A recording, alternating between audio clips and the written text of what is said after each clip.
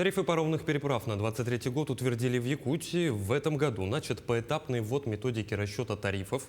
Цены повысились только на легковые автомобили. Так, для автомобилей до 1,5 тонн тариф составит 650 рублей, от 1,5 до 2 тонн – 950 рублей.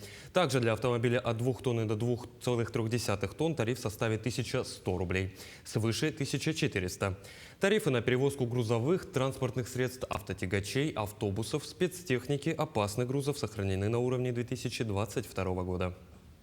Если раньше тарифы рассчитывались на условный вес автотранспорта на тонну, то сейчас поэтапно мы будем двигаться к расчету на занимаемую площадь автотранспортного средства на палубе парома. Поэтому произошел неравномерный рост тарифов.